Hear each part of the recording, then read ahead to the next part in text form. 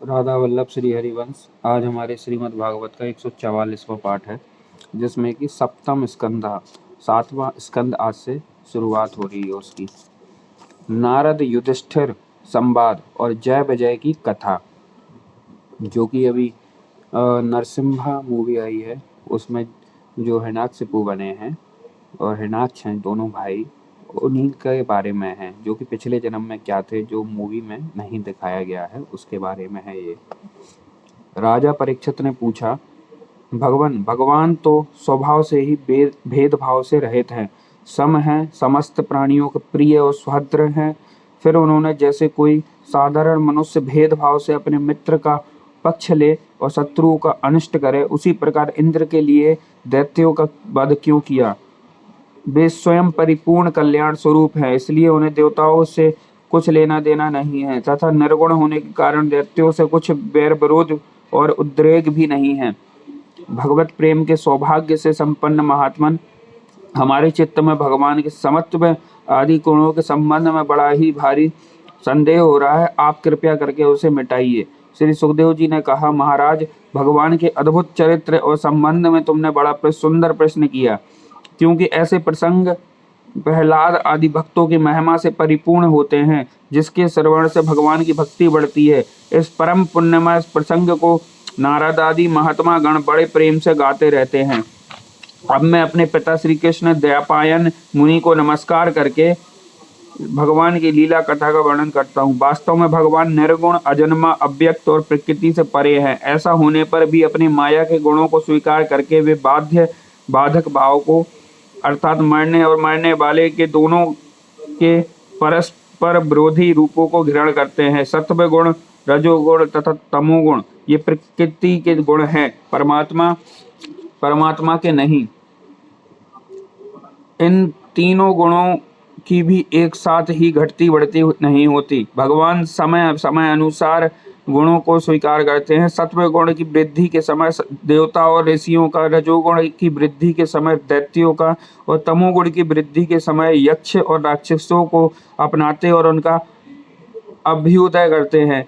जैसे व्यापक अग्नि, काष्ठ आदि भिन्न भिन्न आश्रयों में रहने पर भी उनसे अलग नहीं जान पड़ती, परंतु मंथन करने पर चक्र प्रकट हो जाती है। वैसे ही परमात्मा सभी शरीर में रहते हैं, अलग नहीं जान पड़ते, परंतु विचारशील पुरुष हृदय मंथन करके उनके अतिरिक्त सभी वस्तुओं का बाध करके अंततः अपने हृदय में ही अंतर्यामी स्वरूप से उन्हें प्राप्त कर लेते हैं। जब परमेश्वर अपने लिए शरीरों का निर्माण करना चाहता है, तब अपनी माया से रजोगुण की अलग सृष्टि करते हैं। जब वे विचित्र योनियों में रमण करना चाहते हैं, तब सत्व गुण की सृष्टि करते हैं, और जब वे शयन करना चाहते हैं, तब तमोगुण को बढ़ा देते हैं। परीक्षित, भगवान सत्य संकल्प हैं, वे ही जगत की उत्पत्ति के निमित्त भूत, प्रकृति और पुरुष के सहकारी और एवं आश्रय काल की सृष्टि करते हैं, इसलिए वे काल के अधीन नहीं, काल ही उनके अधीन है। राजन, ये काल स्वरूप भगवान ईश्वर जब सत्व गुण की वृद्धि करते हैं, तब सत्वमय देवताओं को बल बढ़ाते हैं, तभी वे परम यशस्वी देवप्रिय परमात्मा देव विरोधी रजोगुणी और तमोगुणी दैत्यों का संहार करते हैं। वस्तुतः वे सम ही हैं। राजन, इसी विषय में देवर्षि नारद ने बड़े प्रेम से एक इतिहास कहा था। यह उस समय की बात है जब राजा राजसूय यज्ञ तुम्हारे दादा युधिष्ठिर ने उनके इस संबंध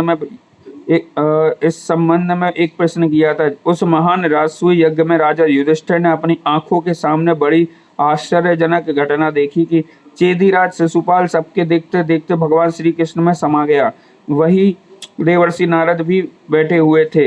इस घटना से आश्चर्यचकित होकर राजा युधिष्ठिर ने बड़े बड़े मुनियों से भी भरी हुई सभा में उस यज्ञ मंडल में ही देवर्षि नारद से यह प्रश्न किया। युधिष्ठिर ने पूछा, ओ, यह तो बड़े विचित्र बात है। परम तत्व भगवान श्री कृष्ण में समा जाना तो बड़े बड़े अनन्य भक्तों के लिए भी दुर्लभ है, फिर भगवान से द्वेष करने वाले शिशुपाल को यह गति कैसे मिली? नारद जी, इसका रहस्य हम सभी जानना चाहते हैं। पूर्व काल में भगवान की निंदा करने के कारण ऋषियों ने राजा बेन को नरक में डाल दिया था।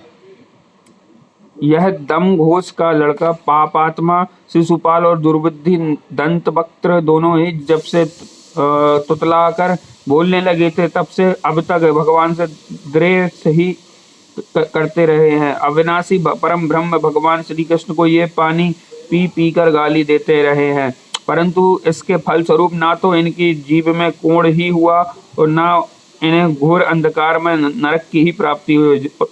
प्रत्युत जिन भगवान की प्राप्ति अत्यंत कठिन है उन्हीं में ये दोनों सबके देखते देखते अनायास ही लीन हो गए। इसका क्या कारण है? हवा के झोंके से लड़खड़ाती हुई दीपक की लौ के समान मेरी बुद्धि इस विषय में बहुत आगा पीछा कर रही है। आप सर्वत्र सर्वज्ञ हैं, अंततः इस अद्भुत घटना का रहस्य समझाइए। श्री सुखदेव जी ने कहते हैं, सर्व समर्थ देवर्षि नारद राजा के ये प्रश्न सुनकर बहुत प्रसन्न हुए। उन्होंने युधिष्ठिर को संबोधित करके भरी सभा में सबके सुनते हुए यह कथा कही। नारद जी ने कहा, युधिष्ठिर, निंदा स्तुति सत्कार और तिरस्कार इस शरीर के ही होते हैं और इस शरीर की कल्पना प्रकृति और पुरुष का ठीक ठीक विवेक न होने के कारण ही हुई है। जब इस शरीर को ही अपना आत्मा मान लिया जाता है तब यह मैं हूँ, यह मेरा है, ऐसा भाव बन जाता है। यही सारे भेदभाव का मूल है। इसी के कारण ताड़ना और दुर्वचनों से पीड़ा होती है। जिस शरीर में अभिमान हो जाता है कि यह मैं हूँ, इस शरीर के बध से प्राणियों को अपना बध जान पड़ता है, किंतु भगवान में तो जीवों के समान ऐसा अभिमान है नहीं, क्योंकि वे सर्वात्मा अद्वितीय हैं। वे जो दूसरों को दंड देते हैं वह भी उनके कल्याण के लिए ही है, क्रोधवश अथवा द्वेषवश नहीं। तब भगवान के संबंध में हिंसा की कल्पना तो की ही कैसे जा सकती है। इसलिए चाहे सुदृढ़ वैरभाव या वैरहीन भक्तिभाव से, भय से, स्नेह से अथवा कामना से, कैसे भी हो, भगवान में अपना मन पूर्ण रूप से लगा देना चाहिए। भगवान की दृष्टि से इन भावों में कोई भेद नहीं है। युधिष्ठिर, मेरा तो ऐसा दृढ़ निश्चय है कि मनुष्य वैर भाव से भगवान में जितना तन्मय हो जाता है उतना भक्ति योग से नहीं होता। भृंगी कीड़े को लाकर भीत पर अपने छिद्र में बंद कर देता है और वह भय तथा उद्वेग से भृंगी का चिंतन करते करते उसके जैसे ही हो जाता है। यदि यही बात भगवान श्री कृष्ण के संबंध में भी है। लीला के द्वारा मनुष्य मालूम पड़ते हुए वे ये सर्वशक्तिमान भगवान ही तो हैं। इनमें बैर करने वाले भी इनका चिंतन करते करते पाप रहित होकर इन्हीं को प्राप्त हो गए। एक नहीं, अनेकों मनुष्य काम से, दृश्य से, भय से और स्नेह से अपने मन को भगवान में लगाकर एवं अपने सारे पाप धोकर उसी प्रकार भगवान को प्राप्त हुए हैं, जैसे एक भक्ति से महाराज गोपियों ने भगवान से मिलन की तीव्र काम अर्थात प्रेम से, कंस ने भय से, शिशुपाल, दंतवक्त्र आदि राजाओं ने द्वेष से,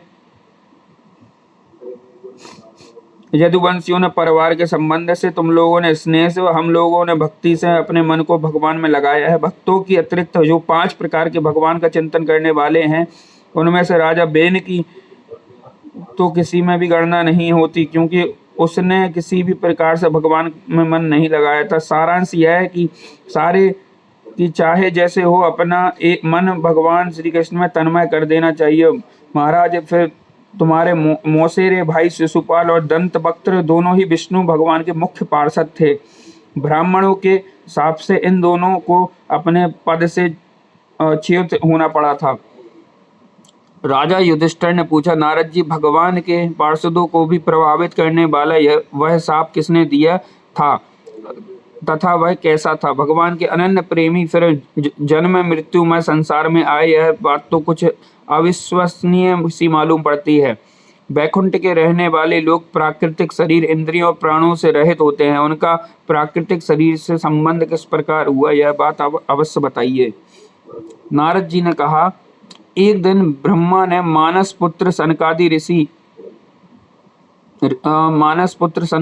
तीनों लोकों में स्वच्छंद विचरण करते हुए बैकुंठ जा पहुंचे। यो तो वे सबसे प्राचीन परंतु जान पड़ते हैं ऐसे मानो 5-6 वर्ष के बच्चे हों, वस्त्र भी नहीं पहनते, उन्हें साधारण बालक समझकर द्वारपालों ने उनको भीतर जाने से रोक दिया। इस पर वे क्रोधित से हो गए और उन्होंने द्वारपालों को यह शाप दिया कि मूर्खों, भगवान विष्णु के चरण तो रजोगुण और तमोगुण से रहित हैं। तुम दोनों इनके समीप निवास करने योग्य नहीं हो, इसलिए शीघ्र ही तुम यहाँ से पापमयी असुर योनि में जाओ।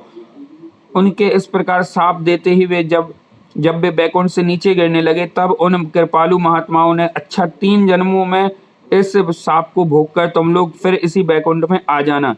युधिष्ठिर, वे ही दोनों दिति के पुत्र, उनमें बड़े का नाम था हिरण्यकशिपु और छोटे का नाम था हिरण्याक्ष। दैत्य और दानवों के समाज में यही दोनों सर्वश्रेष्ठ थे। विष्णु भगवान ने नरसिंह रूप धारण करके हिरण्याकशिपु को और पृथ्वी का उद्धार करने के समय वराहावतार ग्रहण करके हिरण्याक्ष को मारा। हिरण्याकशिपु ने अपने पुत्र प्रहलाद को भगवत प्रेमी होने के कारण मार डालना चाहा। इसके लिए उन्हें बहुत ही यातनाएं दी, परंतु प्रहलाद सर्वात्मा भगवान के परम प्रिय हो चुके थे, समदर्शी हो चुके थे। उनके हृदय में अटल शांति थी, भगवान के प्रभाव से वे सुरक्षित थे, इसलिए तरह तरह से चेष्टा करने पर भी हिरण्याकशिपु उनको मार डालने में समर्थ ना हुआ। युधिष्ठिर, वे ही दोनों विश्वा मुनि के द्वारा केसनी कैकसी के गर्भ से राक्षसों के रूप में पैदा हुए। उनका नाम था रावण और कुंभकर्ण। उनके उत्पातों से सब लोगों में आग सी लग गई थी। उस समय भी भगवान ने उन्हें सांप से छुड़ाने के लिए राम रूप से उनका वध किया। युधिष्ठिर, मार्कंडेय मुनि के मुख से तुम भगवान श्री राम का चरित्र सुनोगे। मार्कंडेय मुनि, वे ही दोनों जय विजय इस जन्म में तुम्हारी मौसी के लड़के शिशुपाल और दंतवक्त्र के रूप में क्षत्रिय कुल में उत्पन्न हुए हैं। भगवान श्री कृष्ण के चक्र का स्पर्श प्राप्त हो जाने से उनके सारे पाप नष्ट हो गए हैं और विसनकादि के शाप से मुक्त हो गए हैं। बैर भाव के कारण निरंतर ही वे भगवान श्री कृष्ण का चिंतन किया करते थे। उसी तीव्र तन्मयता के फलस्वरूप वे भगवान को प्राप्त हो गए हैं और पुनः उनके पार्षद होकर उन्हीं के समीप चले गए। युधिष्ठिर ने पूछा, भगवान हिरण्यकशिपु ने अपने स्नेह भाजन पुत्र प्रहलाद से इतना द्वेष क्यों किया? फिर प्रहलाद तो महात्मा थे, साथ ही यह भी बतलाइए कि किस साधन से प्रहलाद भगवानमय हो गए। श्री कृष्णाम चरण अस्तु।